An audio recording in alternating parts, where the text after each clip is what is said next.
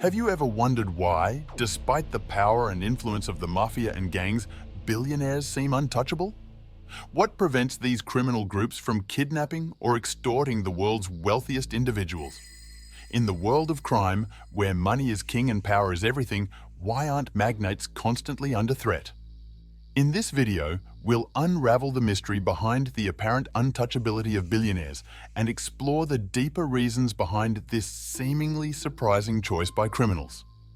By understanding these mechanisms, you'll not only gain fascinating insights into the workings of organized crime, but also discover a unique perspective on society and power.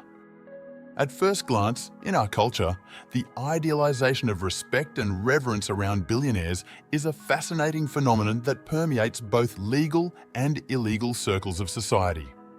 Within the world of crime, billionaires are often seen as icons of status and power, not only for their wealth, but also for the influence they wield over business and politics.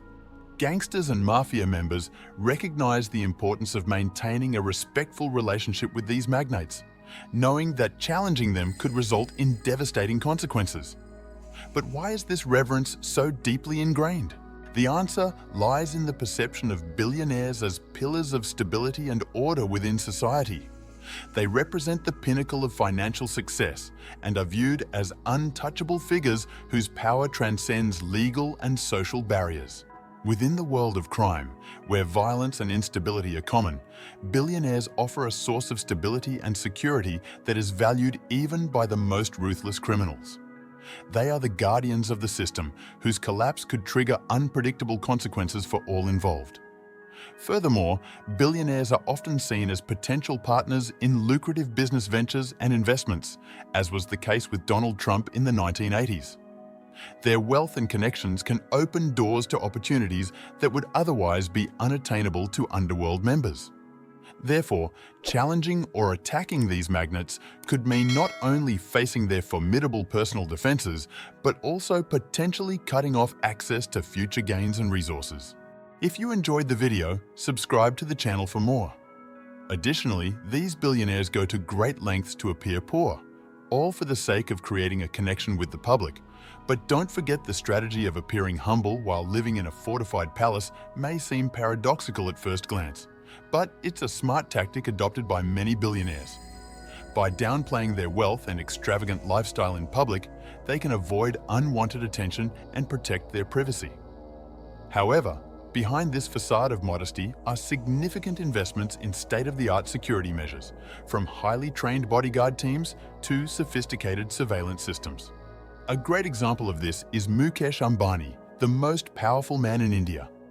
I'm sure many of you have seen his house, known as the most expensive property in the world. But what doesn't appear is that his house has security coverage guaranteed by the government and over 100 trained bodyguards. His luxurious home is nothing short of a citadel. All his offices, residences, and personal vehicles are equipped with modern security features. But let's suppose that within this scenario, a criminal managed to rob a billionaire, whether by invading their home, hacking into their company's systems, or leaking documents. What would actually happen? To truly understand this dynamic, we must first delve into the deep roots of the culture of respect and reverence surrounding billionaires. They are more than simply rich. They are symbols of status, influence, and unquestionable power. As people reach this level of wealth, the depth of their networking becomes even deeper. Challenging these colossal figures is more than a risk. It's suicide for any aspiring gangster. However, this reverence goes beyond fear of power. Billionaires are seen as guardians of the status quo. But there's more than simple pragmatism behind this reluctance to confront billionaires. They are too influential, and for a criminal who essentially works in the underworld, attacking them would be to stir up a storm of retaliation that no rational criminal would be willing to face. When a criminal organization decides to attack a billionaire, it's risking not only the lives and freedom of its members, but also its credibility within the underworld. Rivals would seize the opportunity to undermine their authority, question their courage, and try to take over their territory.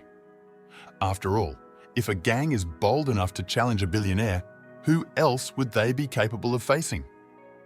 Additionally, the media would love to seize any opportunity to further demonize criminal organizations. An attack against a billionaire would be front-page news in major newspapers and news broadcasts worldwide, fueling public fear and increasing pressure on authorities to eradicate organized crime once and for all.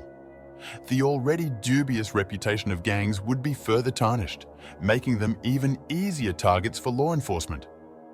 So, gangsters' preference for more discreet and lower-risk extortion schemes reveals an interesting facet of criminal psychology and power dynamics within the underworld. While common sense might suggest that criminals would be eager to attack billionaires, the reality is much more nuanced and strategic.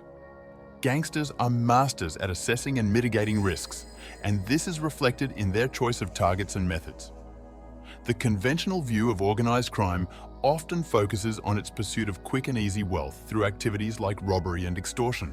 However, there's a darker and more complex reality behind these operations, a reality where the most lucrative opportunities lie in areas like drug trafficking and money laundering. Drug trafficking, in particular, is one of the most profitable activities of organized crime, providing huge financial returns with relatively low risk. The insatiable demand for drugs worldwide ensures a lucrative global market for traffickers who are willing to take any risk to supply their products. From cocaine trafficking in the jungles of South America to smuggling opiates on ships and planes, drug trafficking is a vast and multifaceted industry that generates billions of dollars in profits each year. Alongside drug trafficking, money laundering is another lucrative area in which organized crime thrives. This is the process by which illegally obtained money is cleaned and introduced into the legal economy, becoming seemingly legitimate. Criminals use a variety of sophisticated methods to launder money, including the use of front companies, complex financial transactions, and investments in seemingly legitimate sectors. The end result is an injection of dirty capital into the global economy, further fueling the organized crime machine. But why does organized crime turn to these lucrative areas instead of focusing on more direct activities like theft?